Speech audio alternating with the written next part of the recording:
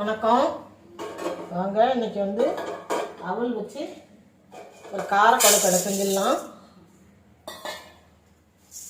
பசங்களுக்கெல்லாம் லீவ் விட்டாங்கல்ல, இனிமேல் daily snacks கேட்பாங்க.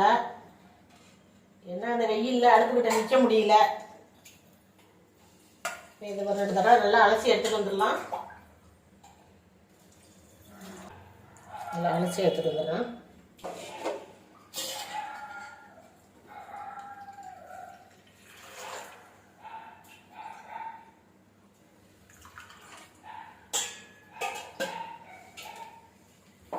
நான் இன்னைக்கு பேப்பர் அவல் தான் எடுத்துக்கிறேன். உங்களுக்கு கெட்டியான அவல் இருந்ததுன்னா இன்னும் கொஞ்ச நேரம் ஊற வச்சுக்கோங்க. இதை அப்படியே வடித்து எடுத்து வச்சிட போகிறோம். நம்ம அவள் தான் அலசிட்டு வந்துட்டேன். இதை அப்படியே எடுத்து வச்சிடலாம். தண்ணியெல்லாம் நல்லா ஒட்டை எடுத்துட்டு வந்துட்டேன். இதை அப்படியே வச்சுருவோம். அடுப்பில் ஒரு கடாயை வச்சுக்கலாம்.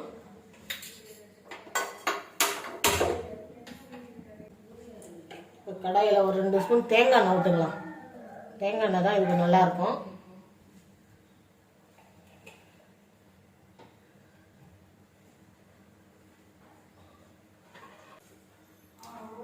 எண்ணெய் நல்லா காஞ்சிடுச்சு. ஒரு 2 ஸ்பூன் கடலைப்பருப்பு போட்டுக்கலாம்.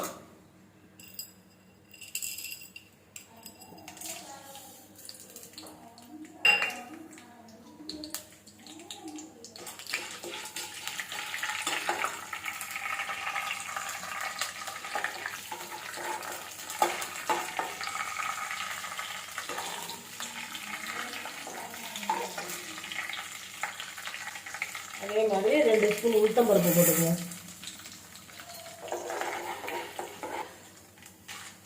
கடலை பருப்பும் உளுத்தம் பருப்பும் இந்த அளவுக்கு செவந்து வந்துருச்சு பாருங்க. அந்த அளவுக்கு செவந்து வந்தால் போதும். ஒரே ஒரு வெங்காயம் எடுத்து பொடியாக கட் பண்ணி வச்சுருக்கேன். இதை அது கூட சேர்த்துக்குவோம்.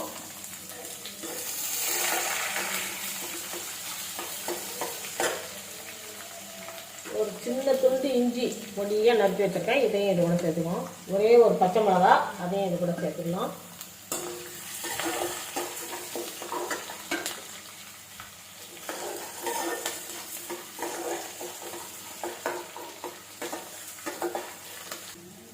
வெங்காயம் ஓரளவுக்கு சாஃப்டாக வதங்கிடுச்சு. ரொம்ப செவந்து வரணும்னு தேவையில்லை. இந்த அளவுக்கு சாஃப்டாக வதங்கினா போதும். இது கூட பொடியாக நறுக்கின கருவேப்பிலை போட்டு சேர்த்துக்குவோம்.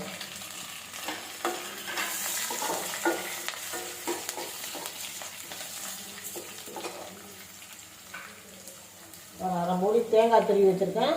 அதையும் இது கூட சேர்த்துக்குவோம்.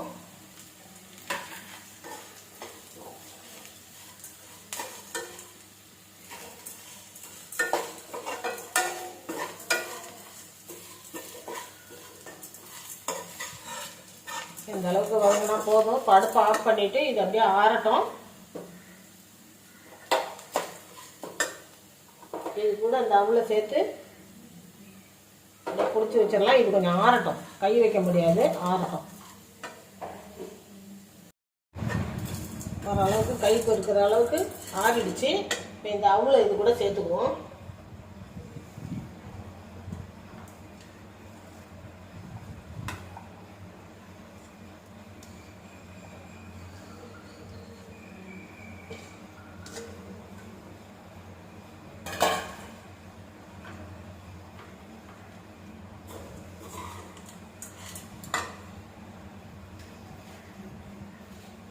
இதுக்கு தேவையான உப்பு போட்டுக்குவோம்.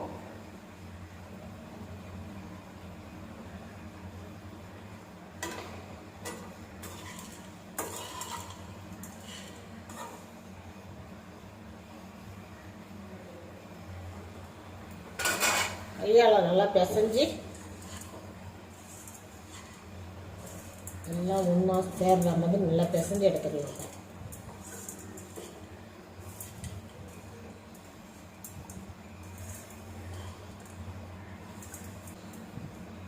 இப்போ உப்பு கரெக்டாக இருக்கலாம் பார்த்துக்கலாம்.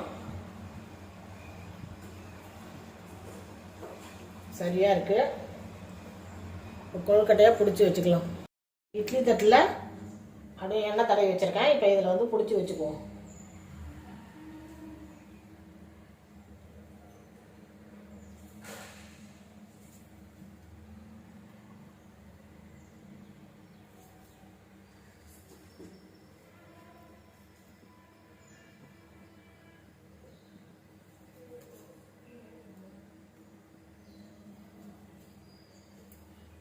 உங்களுக்கு எந்த ஷேப்பில் வேணுமோ அப்படி கொழுக்கட்டையாகவும் பிடிச்சி வச்சுக்கலாம், அப்படியே உருண்டையாகவும் பிடிச்சி வச்சுக்கலாம்.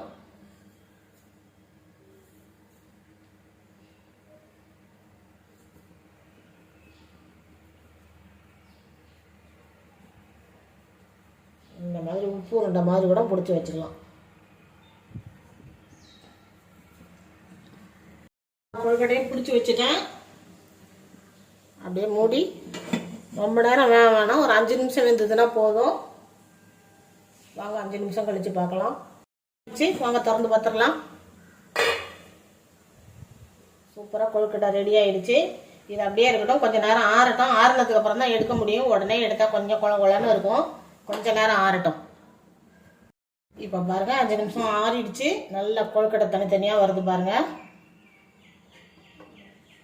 இதோட எடுத்து வச்சிடலாம்.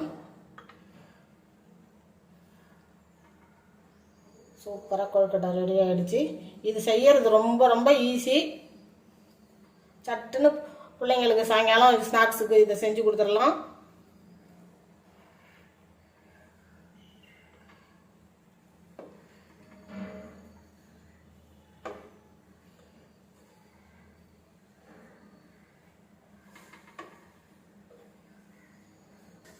பாருங்கள் சூப்பராக அவன் கார கொழுக்கட்டை செஞ்சுட்டேன். இதே மாதிரி நீங்களும் செஞ்சு சாப்பிட்டு பாருங்கள். சாப்பிட்டு பார்த்துட்டு எப்படி இருந்துச்சுன்னு எனக்கு கமெண்ட்டில் சொல்லுங்கள். இந்த வீடியோ பிடிச்சிருந்தா ஒரு லைக் பண்ணுங்கள்.